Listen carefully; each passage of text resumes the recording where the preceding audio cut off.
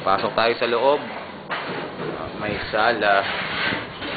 Ito na yung tsura ng sala. Itong side na to, tingin naka first coating na to. So hanggang first coating lang muna to hanggang sa lumipat kami. Paglipat namin doon sa kabila, saka na natin i-second coating to, yung kulay na gusto mo na, yung frame na.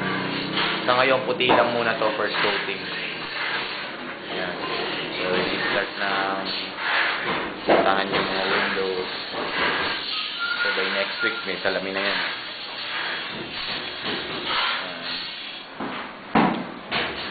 So, ito na. Yung kitchen. Ito na yung black granite ng ayan, ganyan siya kakintab. Nakikita mo yan, posting yan, reflection yan ng posting to. Kaya nakikita mo ganyan nagre-reflect yung granite na yan, sobrang kintab niya, ang linaw ang reflection niya. So ito yung kabuuan ng kitchen. Tanggalin ko lang yung cover.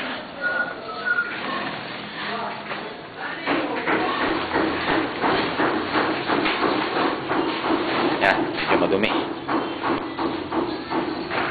Ito mga likabok. Ito na yung itsura niya.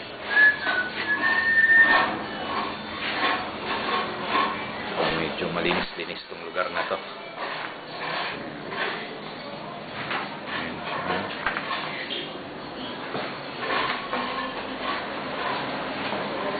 Yan. Yan, ito makintab. Pero madumi pa yan. Hindi pa nalilinis. Tsaka pakikintabin pa yan eh, ibabapping pa. Yan yung sink.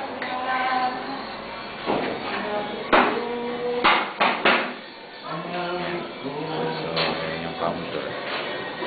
Yung counter na medyo makintab eh. May mga pamakuha ng kisame oh, kita.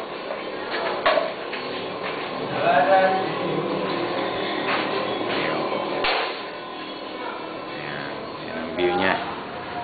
Wala pang mga cabinet yan. Hindi pa rin napipintahan yung mga ilalim niya. Kaya maganda na siyang tingnan. Look.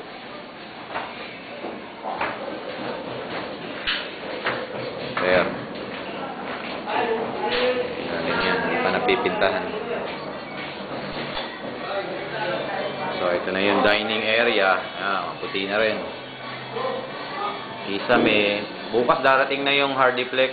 So, may Monday. Start ng kisamihan to. Lugar na to.